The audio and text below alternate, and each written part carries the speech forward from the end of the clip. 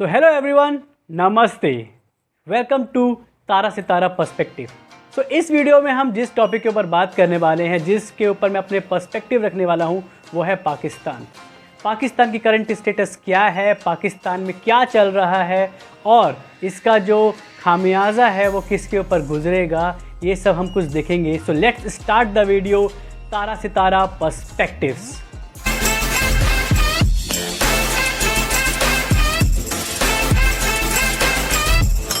पाकिस्तान यह एक ऐसा देश है जहां पे आज तक आज़ादी से कभी भी एक स्टेबल गवर्नमेंट नहीं रही। आज तक कोई भी गवर्नमेंट यहां पे 5 साल पूरा नहीं कर सकी है। यह देश एक फैक्ट्री तो चलाती है जहां पे लोगों की एम्प्लॉयमेंट भी देती है, बट जब ये एम्प्लॉयमेंट और जब ये फैक्ट्री का उत्पादन इनके देश में खुद होने लग जाता है तो ये सबसे ज़्यादा रोते हैं, सबसे ज़्यादा गिड़गिड़ाते हैं। यह एक ऐसा देश है जहाँ जो हमेशा पड़ोसी को हमेशा कोसते रहते हैं, पड़ोसी के ऊपर हमेशा कचरा फेंकने के ऊपर कोशिश करते हैं।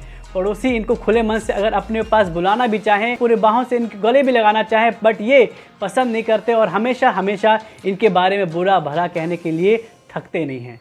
सो आज हम जिस देश की बात करने वाले हैं वो है पाकिस्तान। सो ये जो वीडियो है इसको हम लोगों ने 3 भागों में डिवाइड किया कि करेंटली पाकिस्तान में क्या स्थिति चल रही है, इसका रीज़न क्या है और भारत का इसके ऊपर क्या प्रभाव पड़ सकता है।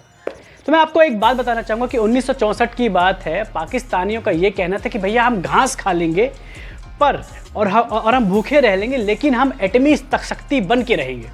तो ये वो मुल्क है जहाँ पे आप भूखे रह सकते हैं, वहाँ के लोग भूखे रह सकते हैं, लेकिन एटमी शक्ति इनको बन के रहना ही रहना है।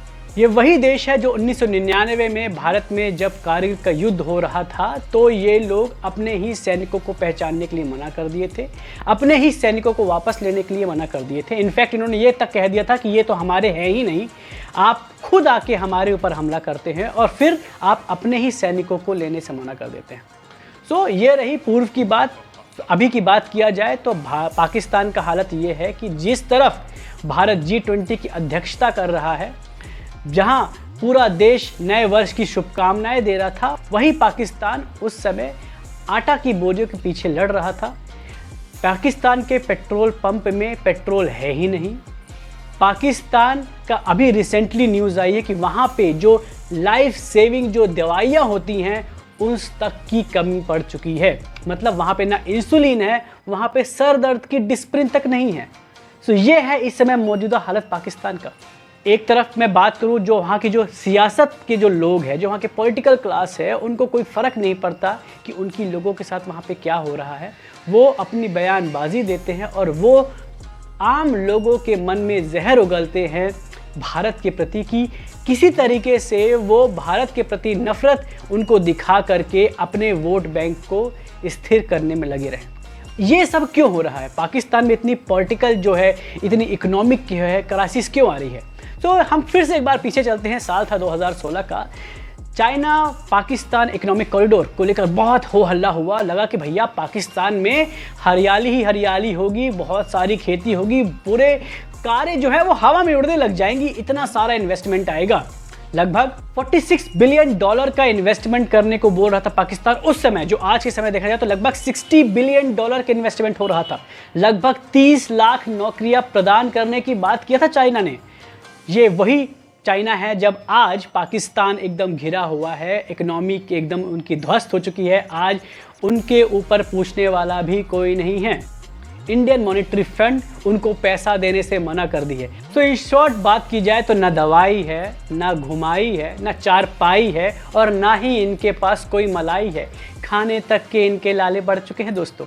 सो इसका रीज़न क्या है अगर हम लोग स्वाद में बात की जाए? बिकॉज पड़ोसी तो हमारा ही है, निकला तो हमसे ही है, तो हम इसकी रीजंस की बात कर लेते हैं। रीज़न नंबर 1, यहाँ पे कोई पॉलिटिकल स्टेबिलिटी ही नहीं है। 1971 में इन्हीं से निकला हुआ एक देश बांग्लादेश, जो आज के समय पे एक बहुत ही स्ट्रॉन्ग इकोनॉमी बन गया है, बिकॉज वहाँ पे एक डेमोक्रेसी है।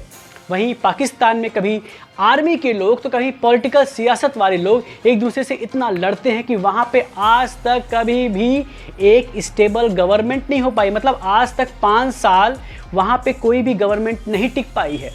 एग्जाम्पल देता हूँ कि इमरान खान जिन जनरल बाजवा के दम पर प्राइम मिनिस्टर बने थे, वही जनरल बाजवा इमरान खान को उनकी कुर्सी से निकलवा देते हैं। और आज बात ये कही जा रही है कि क्या पता इमरान खान आगे आने वाले 1-2 हफ्ते में कहीं जेल के पीछे ना हो। एक तो ये रही कि बात की इनकी जो पॉलिटिकल क्लास है वो तो पूरी तरीके से ख़राब है, पूरी तरीके से ध्वस्त हो चुकी है। दूसरी आते हैं इनकी आर्मी की बात। इनकी आर्मी ही इनकी आला कमान है। आर्मी के जनरल जिनका आज के समय पे बड़े बड़े घर बन रखे हैं, वो नहीं चाहते कि उनके बच्चे पाकिस्तान के अंदर रहें। इंग्लैंड में या फिर न्यूयॉर्क में, अमेरिका में इनके बड़े बड़े घर बने हैं, इनके बच्चे वहाँ सुरक्षित होकर पढ़ाई कर रहे हैं। तीसरा रीज़न है गुड टेररिज्म, बैड टेररिज्म। भैया हमारे यहाँ जो आतंकवाद फैला हुआ है वो बुरा आतंकवाद है, जो भारत में आतंकवाद है वो अच्छा आतंकवाद है। क्यों? क्योंकि इनसे इनको वोट मिलेगा, ये लोग दुनिया में एक बुरी नफरत फैला सकेंगे। ये वही पाकिस्तान है जो 2021 में जब अफगानिस्तान में सत्ता पलट हो रहा था तो ये लोग बहुत ही ढोल नगाड़े लेकर घूम रहे थे, बजा रहे थे, नाच रहे थे कि वाह देखो एक जो कंट्री है वो पूरी की पूरी इस्लामिक रिपब्लिक हो गई है।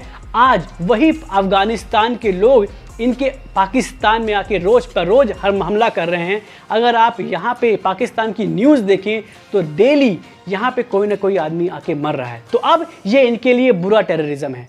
मैं पाकिस्तानियों से एक चीज़ कहना चाहूँगा, बस कुछ अच्छा या बुरा टेररिज्म नहीं होता है। टेररिज्म सिर्फ और सिर्फ टेररिज्म होता है। ये आपके बच्चों को खा जाएगा, ये आपके पूरे देश को खा जाएगा और आप बस हाथ पे हाथ धरे देखते रह जाएंगे।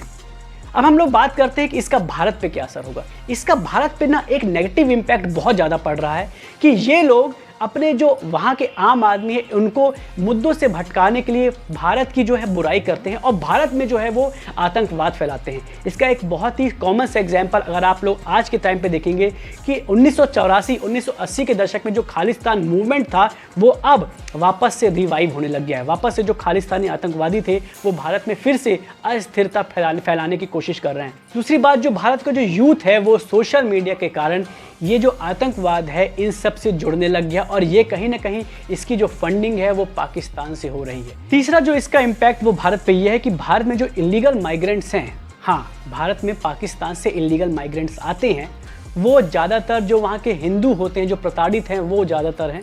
हम लोग यहाँ पे उनको खुली बाहों से एक्सेप्ट करते हैं, बट जब एक बहुत ज़्यादा वहाँ पे अस्थिरता फैलती जाएगी तो ये भारत के लिए प्रॉब्लमेटिक हो जाएगा, बिकॉज वहाँ से बहुत ज़्यादा लोग भारत में आने लग जाएंगे इलीगल तरीके से। और कश्मीर और पंजाब जो रीजन है वहाँ पे धीरे धीरे और टेरर की जो केसेस हैं वो धीरे धीरे बढ़ने लग जाएंगे। मैं उम्मीद करता हूँ कि पाकिस्तान के जो लोग हैं उनके ऊपर थोड़ी सी समझ आए और वहाँ पे वो लोग जो हैं, जो इंटेलेक्चुअल्स हैं, उनको थोड़ा साथ दें और इस जो वहाँ पे जो सिचुएशन वहाँ पे चल रही है इन सब से पाकिस्तान निकल कर आए।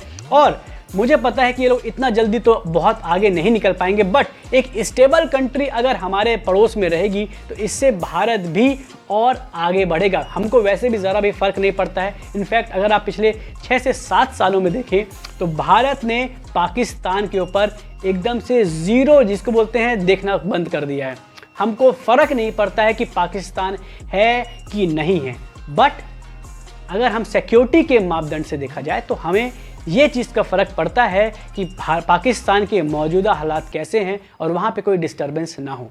कैसा लगा आपको आज का वीडियो, प्लीज़ हमें कमेंट करके बताइए, हमें अपना प्यार बरसाइए, हमारे वीडियो को लाइक करिए, हमारे चैनल को सब्सक्राइब करिए और देखिए बहुत सारे अमेजिंग कंटेंट जिसमें से व्लॉगिंग है, हमारे कॉमेडी व्लॉग्स हैं हमारे इस तारा सितारा व्लॉग्स के चैनल में। मुलाकात होगी किसी ऐसे ही वीडियो में। With this, thank you so much, नमस्ते।